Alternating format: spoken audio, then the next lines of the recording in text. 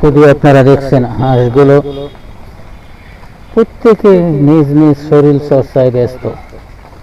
একটু বৃষ্টি পড়লো, হালকা একটু বৃষ্টির পর সবাই যার যার মতন শরীর চর্চা নিয়ে ব্যস্ত। এই যে সামনে দেখতে পাচ্ছেন, আমি সামনের দিকে যাচ্ছি আপনাদের দেখানোর জন্য। প্রত্যেকে অনেকেই দেশি হাঁস, পাতি হাঁস, চীনা হাঁস সবাই নিজ নিজ শরীর চর্চা নিয়ে ব্যস্ত। এই যে দেখছেন,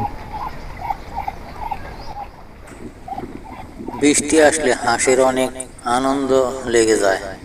দৌড়াদৌড়ি, হুড়াহুড়ি, গোসল করা, কঠিন অবস্থায় খুব আনন্দে থাকে প্রচুর। আপনারা দেখছেনই তো হাঁসের কে কি করছে, কে কিভাবে তার নিজ নিজ শরীর নিয়ে ব্যস্ত, শরীরের পরিচর্যায় ব্যস্ত। প্রত্যেকেই বৃষ্টি আসার সাথে সাথে এরা সবাই গোসল করা, দৌড়াদৌড়ি, হুড়াহুড়ি, শরীর পরিষ্কার করা, এই সমস্ত কিছু যে খুবই ব্যস্ত হয়ে পড়ছে। আপনারা দেখছেন সবাই যার যার মতন, কেউ গোসল করছে হালকা পানিতে, কেউ শরীর ঝাড়ছে, কেউ শরীরের ময়লা পরিষ্কার করছে, কেউ একটু হাত টান করছে, পাখা টান করছে। এইভাবেই সময় পার করছে। এই বৃষ্টি যতক্ষণ চললো ততক্ষণ এরা সবাই শরীর চর্চায় ব্যস্ত ছিল। আমার বাড়ির আশেপাশে অনেকগুলো হাঁসের আমদানি হয়ে গেছে।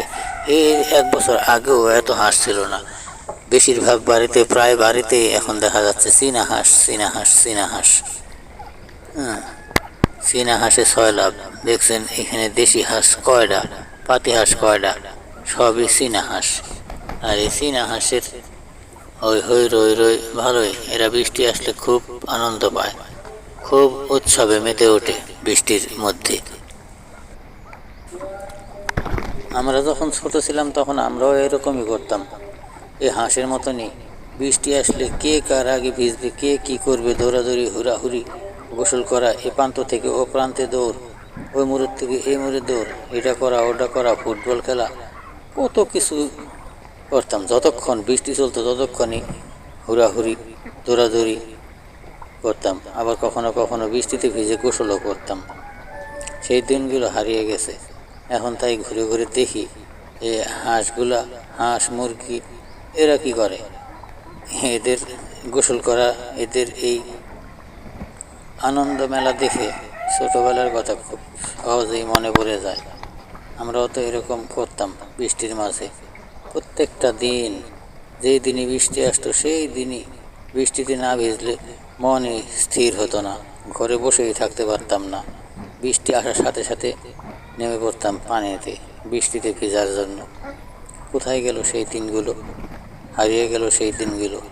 তাই আজকে দাঁড়িয়ে দাঁড়িয়ে এই হাঁসের আনন্দ মেলা দেখি আর পুরাতন দিনের কথাগুলো মনে করি। আসলে গ্রামে না আসলে বা গ্রাম না দেখলে বাংলাদেশ চেনা যায় না। আর বাংলাদেশ চিনতে গেলে গ্রামে আসতে হবে। আর এই সৌন্দর্যগুলো ঠিক গ্রামে আসলেই দেখা যাবে। শহরে যারা থাকি, শহরে থেকে কিন্তু এই সমস্ত বা এই উৎসবগুলো দেখা সম্ভব নয়। যে দেখছেন অল্প একটু পানিতে মুখে করে নিয়ে শরীর ভিজিয়ে ভিজিয়ে সারা শরীর গোসল করতেছে, অথচ এখানে 100 গ্রাম পানিও নাই সে যেখান থেকে গোসল করার পানি ব্যবহার করতেছে। এরকম এরকম সবাই প্রত্যেকেই নিজ নিজ দায়িত্বে, নিজ নিজ কাজে ব্যস্ত। সবাই সবাই গোসল করা, আনন্দ করা, বৃষ্টির পানি রই রই করে সময় পার করছে। গোসল করা ব্যস্ত। প্রিয় সুধী, শেষ পর্যন্ত দেখতে থাকুন ভিডিওটা, আশা করি ভালো লাগবে। আমার কাছে অনেক ভালো লেগেছে। আর যারা এই ভিডিওটি দেখছেন আপনাদের কমেন্টে মতামত জানাবেন ভিডিওটি কেমন হলো। ভালো থাকবেন, সুস্থ থাকবেন। আল্লাহ হাফেজ।